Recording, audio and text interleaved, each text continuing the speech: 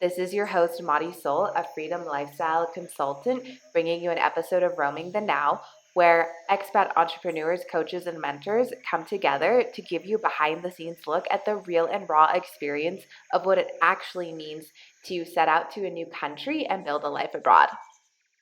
Hello, and welcome to Roaming the Now. This is your host, Marisol, and today I have Natalie, who is coming to us from Senegal. How are you doing today? Good. Thank you for having me. I'm very excited about our chat today. I'm so excited for you to share. Natalie is an amazing coach, super amazing, brings a holistic point of view to feminine leadership. Natalie, would you like to explain a little bit more about your approach to coaching and what you do? Yeah.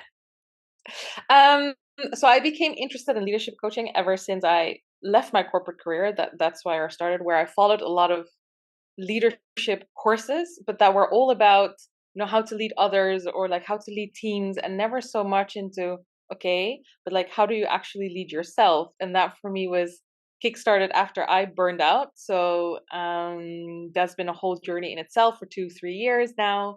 And it really makes it that in my coaching right now, when I coach feminine leaders, it's not only on like leading inside organizations, but how do you lead yourself first using your body, your mind, your intuition, and your soul. So I made it like the whole package because I think that that's a way of coaching that brings a lot of benefits than only focusing on the mind.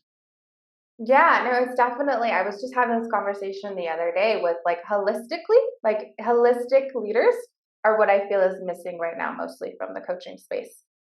It's really either like the mindset or the energetics, and so it's rare when you find that individual who does combine the both. But when you do, it's like a powerhouse package. So I really love that. So let me hear a little bit more about you and your journey because you are not from Senegal.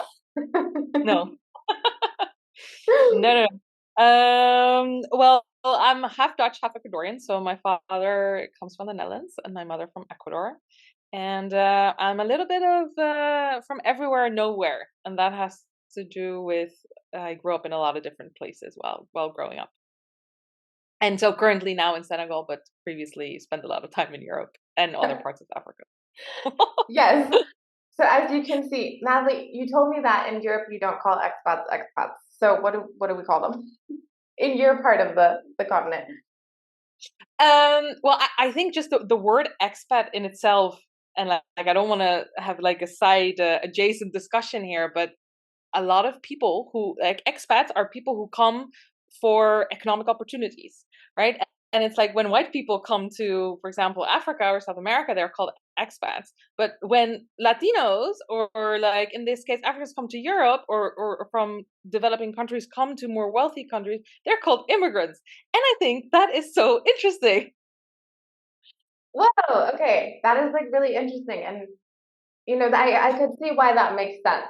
I that is a very side adjacent conversation. Like we could go a lot of different ways into that one, but I do see that. Okay, so expat is someone who basically comes to capitalize, and then someone who moves around, essentially an immigrant. Yeah. Okay. Great. Well, now we have that cleared in case you were curious around what people who move around just to move around in Europe are called. They're called immigrants. It's not an expat. So Natalie, tell me more about moving around Europe and Africa and just that experience, right? I know through our conversation you often refer to yourself as a global citizen. So what is it like moving around and experiencing those different cultures? Hmm. Yeah. It's challenging. Like that's the first thing that comes up, and beautiful at the same time. So I personally started traveling and living in different parts of the world when I moved from the Netherlands to Colombia when I was 10. And that just in itself brings like a whole culture shock, a whole language shock. I remember like going to school and I just spoke Dutch, like not my English was not very good, my Spanish was not very good. I needed to have like additional classes like outside of the regular school system for a whole year, like in order to catch up. And now I speak multiple languages very well, so I guess that's the beauty and the benefit. But the adjustment part has made it quite sometimes challenging to answer the question like where do you feel at home or where do you really come from, and I'm like there's just too many parts inside of my identity that are not just from one part. Like my heart is split up in many different parts, so to say. Yeah. Yeah. Okay. Well, that's like a very beautiful explanation. I think you like really know. It's beautiful and challenging. Like there's a lot that goes into moving around. But I really love to touch on this topic of what does home mean to you, being that you've moved around so much? Yeah. I think so. Very early on, my family became very close, and my direct family, with whom we moved around, and they did a really good job at making home always the place where we were all together. So independent of the place that we were at or the houses that we've lived in, I think I've moved in my life over 35 times. Also houses. So for them, home was always, for me, home was always doesn't matter as long as we're all together. But that was while growing up. Like now I've actually transitioned and like got married and I started my own family. So there was a little bit of a disconnect for me. Like, oh, okay. Now we need to like create another home, which is like, not my childhood home, but like now I'm creating my other home as like for me and my family. And my husband, he is Dutch. He moved to Senegal also 4 years ago, and that's creating another layer of how to design my life and my family and kids if they come. So it changes over time as you grow. Yeah. Okay. Yeah. Well, I love the definition of home as when we're all together, right? Because I really think that highlights on those basic human needs of community and belonging. So as long as you have Yeah. your community and your people, no matter where you are in the world, like you do have that sense of home.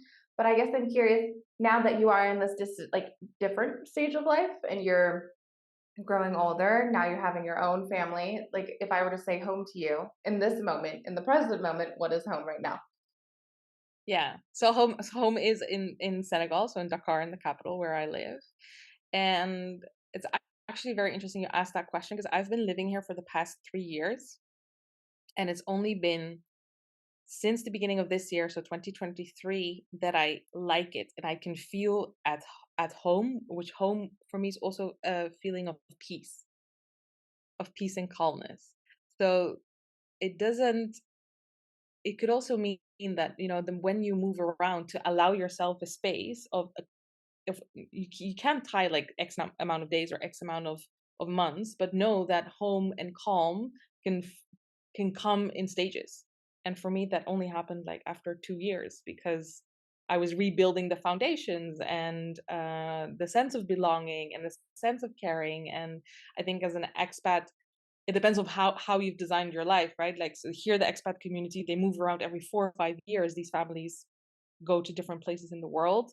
We have the intention of staying. I'm not sure how long, but um, it also affects you a lot psychologically, emotionally when you are in a place and you give your full self everything. You invest in friends, you invest in community, you invest in professional relationships, and then you need to say goodbye again.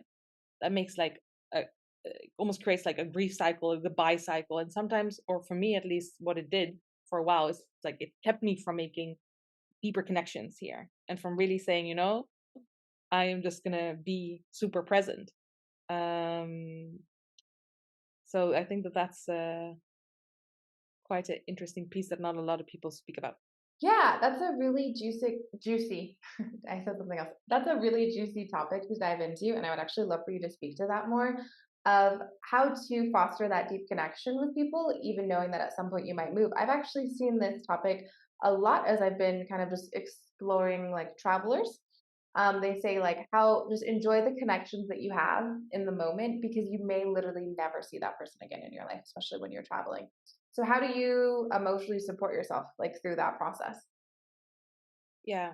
Um, so for me, what actually I'm a very social person. Like I'm very easy outgoing. You can put me in a group of people, and I'll be able to chat with everybody basically. Even though I don't like small chat or chit chat, but like I can. And um, what that creates is that you get to know a lot of people, but do you really feel that connection? Um, and what I personally noticed is when my connection with myself is not strong, I will also not be able to make the connection with other people. Like if I don't open my heart and become vulnerable and share what I'm going through, and I'm specifically talking about, friendships and social groups when you're living abroad, it's very hard for them to open up to you. So your connections always stay superficial. They'll stay in a very transactional, almost like kind of friendship. So for me, what I did the past, yeah, the past year was pick a few people that I could really relate to and feel comfortable and vulnerable with. And I started speaking about also my lack of connection to myself, because I was still in this whole, okay, I just moved. In my case, I moved to Senegal. I gave up my job in corporate. I gave up our apartment that we used to live in Amsterdam. Like there were a lot of foundational things that left, which kind of like uh created a bit of a conflict in my bearings, or like my bearings were a little bit lost. So it took time to like rebuild those parts first within me. And now that I see that the connection with other people in my life has also become stronger and more fluid and easier and lighter as well. Yeah. Yeah, I really love that you're touching on it. It's like we have all these external foundations, right? From like old ways of being. And then when we move, it's like everything that we consider to be that foundational way of our being is like taken away. And then we're like taken back to square one. But when you're in a different country, it's very different, right? Like you can't just go and, book a similar like apartment. You can't just go and have the same job that you had. Like everything is brand new, so it really is that, how do you rebuild that sense of foundation within yourself? Because as I'm gonna coach speak real quick. Like what is happening outside of you is that reflection of what's happening inside. So when you're thinking about moving around and you're thinking about cultivating that deeper connection with yourself and vulnerability, what are some things that you do consistently, no matter where you are in the world, to deepen that connection that you have with yourself? Mm.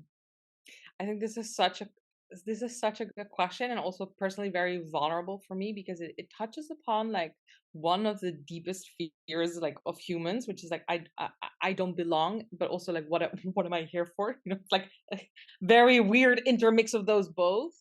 And um a sense of belonging, I think, is starts with the narrative that you have within yourself of like I belong here, where I am right now.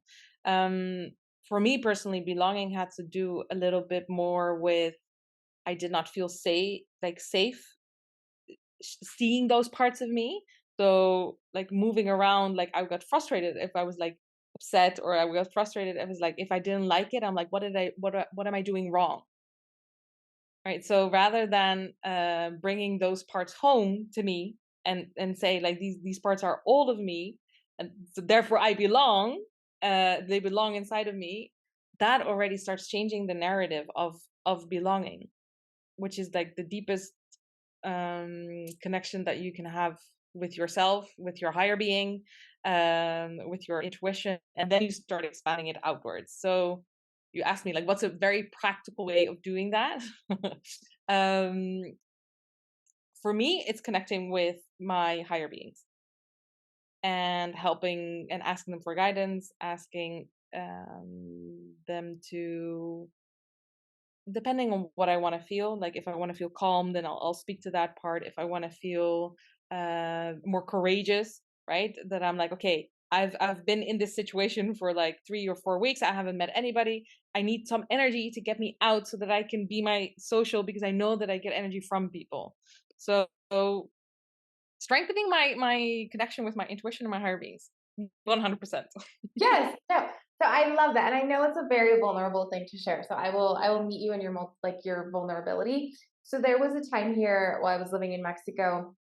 Basically, everything that I had planned just like crumpled down. It was like a very like tower moment of like you decide. Like I was living in an Airbnb by myself. I had 4 puppies, and I was just like, what the heck is going on? And there was just so much like internal turmoil. And I actually, in hindsight, as it was one of the most difficult like parts of my time here, I felt like my heart was broken. Um, I realized I'm never alone, and I'm never alone because I always have my guides. I always have like my spiritual team that is here and with me. And as long as I remember to connect with them and ask them for guidance, like I'm never alone. And so that was like, as much as like thinking about that moment just from the head, I'm like, dang, like that really sucked. Like that was a really, really hard time. It was Yeah. a really, really powerful lesson. And like right after that, because I did make the decision of like, okay, I really am not alone and I can do this. Like I can stay here and I can do this. And then that's when my homes came into play and like all of that stuff. So I now see it as like it was a very necessary part of the journey to realize you are never alone, truly. Like you always Yeah. have that support, even if you don't physically see it. Yeah. And I think this is why I started to include spirituality into my practices, because the women that I work with, and also myself, like I think of myself, I'm pretty badass. And there's just a lot of changes that I've gone through that not a lot of people would do. And there's so much that I can carry before I need to give it over, not make it all about me. Right. So just moving here and going into entrepreneurship and moving in my case for love. Like there were so many things that like made it so shaky for me at one point that I said, okay, and I have my mindset tools, right? Like I'm a coach myself. So at one point I said, okay, like I need more. I want more. Help me. And that's when there was such a sense of like calmness, but also of belonging, that I said, okay, I don't have to do this alone. And I think the spiritual part or the guidance for every woman, every person is going to be different. But just realizing that you have that as an option is like an additional superpower.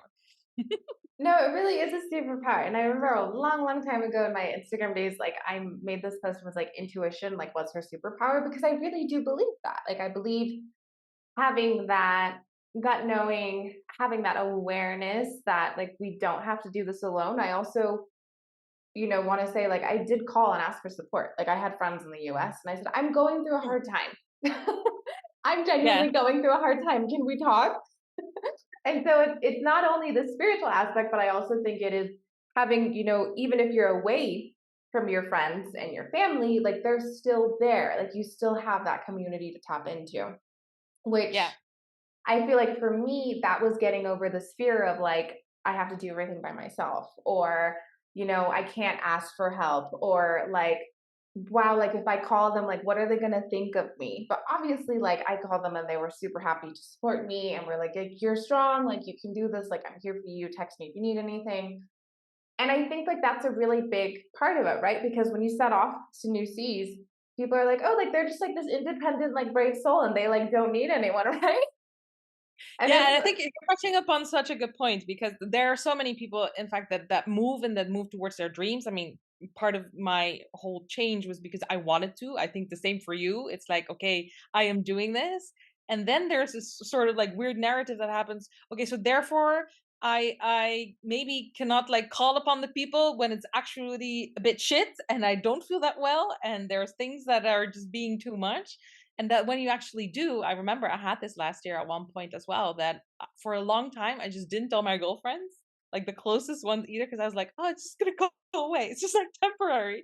And then I called them, and then they sent me so much love, and they gave me so many tips on on how to adjust here, and that they recognized themselves in my story. They shared more of their own stories, and yeah, so like the asking for help part and not making it mean anything, just sharing.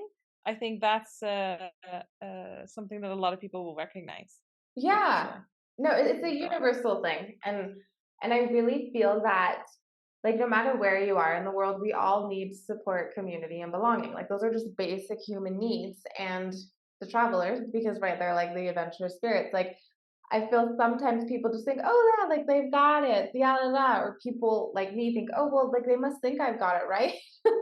And so to take that step to be like, no, actually, I need support is really scary, but also a really good way to like grow as a person, right? Because you realize, oh, I don't have to do things alone. Oh, like it's Yeah. okay, like to ask for support because this is hard and this is difficult, and this is the part where I feel so many travelers, like they go abroad and or people who move abroad, they don't ask for support, and then they end up in these really like, deep slumps because they're not really Yeah. expressing the vulnerability for what they need, and then they end up going back home. I've seen it happen a lot. And then they go back home and they're like, well, what do I do now? And I'm like, well, I Yeah. don't know. I don't know. No, I think so. So normalizing that it's like totally normal to ask for support at, starting over with a new community, and that sense of belonging is like a very normal part of the expat experience. What do you feel are the challenges that someone should prepare themselves for if they do decide to move abroad? Yeah. The first thing that immediately comes to mind is like, where are you moving abroad, and like what cultural nuances are there?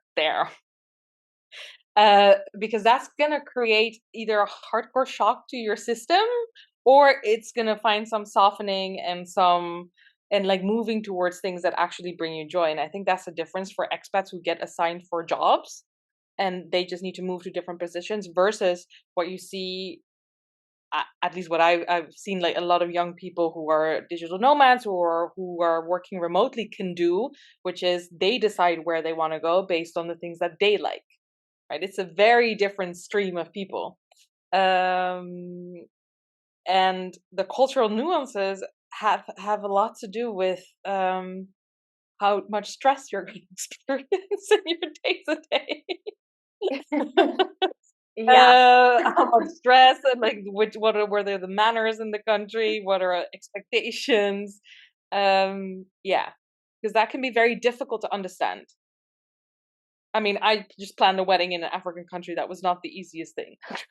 Let me tell you. Honestly, I don't even know what that would be like. I just have an idea, but I don't even know. But I would agree with you. Like, for example, I probably would not be the person who's going to be like, I'm going to up and move to Germany because I know that the weather is super similar to where I grew up and I'm not really into that vibe. I also have met a lot of German people and I just have gotten a sense for the culture, and they're not like a warm and fuzzy culture. And I know that I need like warm and fuzzy. I like to be around, very friendly, warm, smiley faces. So that's kind of one of those things where I know for a fact Germany would just never be on my list. It's just not a place for me. Yeah. However, as I just touched on, like I know that where I move, like friendly people and friendly faces is something that's going to be really important to me, and that reflects my value of like connection, right? So if someone is going to start exploring where they want to move abroad and like their reasons for why, like how would you advise them to go about that process? Well, I'm gonna assume here that these are people who don't have to move for work, but they can choose work because they have designed their life in such a way that they can technically work from anywhere. Is to have a look at like your own personal values of what are the things that you want in your life, that you want to prioritize in your life, and do they, for example, have to do with a lot of nature and or adventure, as they do they have to do with like being close to the sea and like water sports or things that you can do there. So really look at how can me moving be an extension of the life that I want, rather than solely thinking like in practical terms, maybe because there is also a practical uh, area to take into account. Like when if you are a freelancer or a digital nomad, it's also okay. Where are you going to live? Where are you going to put your business? And like how does that all affect your current life situation? But if I could give tips to somebody starting from scratch, it's like what's an extension of your ideal life, and in which country can you do that? Maybe can you visit it before you make such a move? I think that's a very um it's almost like follow the joy, like go to the places that you already that sparked an interest in you, that sparked joy in you, or that have always been on your list. I think that's a very good one. I don't know, would you add something? So you also moved? Yeah, I think you nailed it. So every place that I've moved, like I've either visited before and like I felt like some type of connection. So similar to you, I've always been really big on like, how do I like this place? Ironically enough, like I always kind of had like a dream to live in like Orange County, California. Like I thought it was going to be this like super magical experience being so close to the beach. But out of that experience, I actually learned like that's not really my place, which was like really surprising. And actually now Yeah. where I live is the mountains, and my mountains is like totally my place. Like it's super grounding and like very much more earthy vibes, which like I didn't anticipate. Like I see your stories sometimes of you being at the beach and I'm like, wow, that's so beautiful. And I find it interesting how I'm like, but the beach isn't really my place. Like it's so Yeah. beautiful. Yeah. Yeah, and the also I think in my case, right? So I moved because my partner lived here. So how did we find a compromise in that? Because I don't think I personally would have chosen Senegal like as a place to go to next. Definitely the warmer country. So there, like I'm already sometimes thinking about okay, like where are we gonna move after this? But where did I want to go with this? Uh, yeah, also like if you need to like at this age and stage, like if you need to include a partner, it's also ask them to do and create that list so that you can actually see like what are the things that are important to us in our shared values, in shared climate, in shared like work opportunities, if you're not both working remotely, which is not the case in my case. So those are a couple of other things that come to mind. Yeah, and Yeah. sometimes you will also just move and you have no idea if you're gonna like it. Because I remember like moving to London in my mid-20s to do my master's, and I went there because I thought, oh, I'm just gonna get like a good education and do my master's because everybody was doing that in my case. And then I didn't really like London. I like I am like nope. I don't think I would ever want to go back there. I think it's expensive. I think it's busy. I think it's noisy. Um, and I would be curious to see, like, now that I go back, which would be like 8 years after I studied there, to see how I feel. But yeah, sometimes you also just need to take the leap and see where that takes you. Yes, and that's something that I always said because so I moved to San Francisco and everyone was like, well, why are you go like I don't know, I just got like all this backlash around it because it's the most expensive city in the US, la la la la la. But in my head I was like, if I don't like it, I can move back and then reformulate a new plan of where I want to go next. And I actually really glad I brought this up because I was listening to this talk yesterday around like not caring about the opinions of others and like what they think about you. And the question was, think about people's opinions you cared about 5, 10, 15 years ago. Do you still care about their opinions now? Answer's Yeah, probably no. So that's why it's yeah. kind of like do what you want to do and take action on what you want to do. So if that is that move of moving abroad, then like go for it because probably in 10 years, the people that opinions you're caring about right now, like you're probably not going to care about them anymore. I thought that was Mm. like very eye opening. Yeah. Well, and I think I have an addition to that because in my case, for example, my parents moved around a lot, and I have told them I don't want you to move. And like you would say, like I'm the closest person, that they could care about their opinion, and they've always asked us. But in the end, like even like, and this is like my parents, right? They're not living my life and I'm not living their life anymore. So even your parents or like the people that are closest to you and they say don't move, I mean, you're the one that needs to live in and out and you are the one that gets to go on the adventure or not. So I would there also call upon like, okay, what is this inkling or this intuition? What is that telling you about moving or not? Because sometimes I think we can maybe get or take on the fears or opinions, especially of those whom we love, because we know we're gonna hurt them and we do care about them.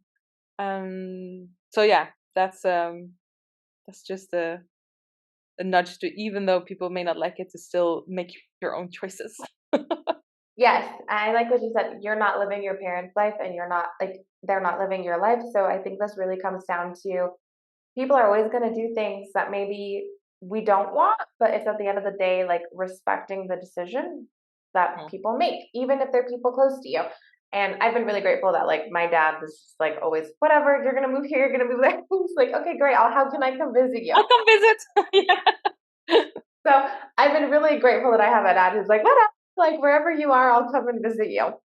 But I do know that for some individuals, like there are these like it's not as I would say relaxed. Like it's more of a like, well, why would you do this or why would you go there? And so I really love how you highlighted like it's their life and you have your life. So live your life for like what you want to do because that's what's gonna matter when you're like 80 years old, like reflecting back on things. Yeah. Yeah. Yeah. And that's also, I think, such a great, I mean, we're coaches after all, but such a great coaching question. Like, if you were to look back, if you imagine that you're 80 and you look back, like, what are the stories you want to have told about your life?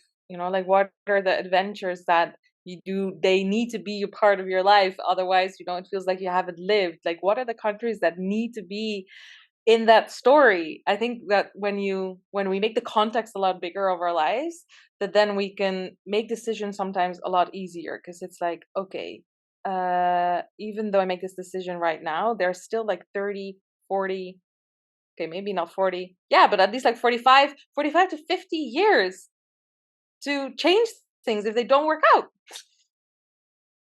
Yes, that reminds me. So this was like earlier in my 20s. I did this meditation, and it was like meditating at your like 80th birthday party. What are people celebrating you for? Like, who's there? What is the overall vibe? Like, where are you? Granted, I've shifted a little bit since like my early 20s, so I think maybe it's time to revisit that meditation. Maybe that's why that's coming up. But it was such a clear guide on like, what do I really want to feel like at 80 years old? Like, what do I want to feel? What stories do I want to have like told, or what do I want to have like done with my life, right? And so this is where I'm always like, if you feel the nudge to travel and you're feeling that call, then get curious about it. Obviously, come up with a way to be practical, as like you were mentioning, but just follow the nudge, see where it takes you. You really don't know what will happen, and then you'll have such a cool story to tell your 80th birthday party. Yeah, yeah, exactly. Yeah, couldn't agree Okay. more. Well, thank you so much for sharing with our audience. This is Natalie. I mean, if you're going to learn from anyone, you learn from Natalie. She's moved over 35 times. I think houses and places, right? No, countries were still less than 10, about like 8. Okay. Okay. Yeah. Countries. Okay. But 8. lives in 8 different ones. Yeah. That's still quite a bit. So, Natalie, if anyone is interested in getting in contact with you, what is the best way to do so? The easiest way would be through Instagram, so Natalie_empower, or LinkedIn. That's also where I share a lot of career change stories, and where a lot of my clients find me. So those 2 places. Beautiful. Okay, so everyone, I will also link her information below in the bio. And until next time, thank you for joining us on Roaming the Now. This was your host, Marisol. Until next time.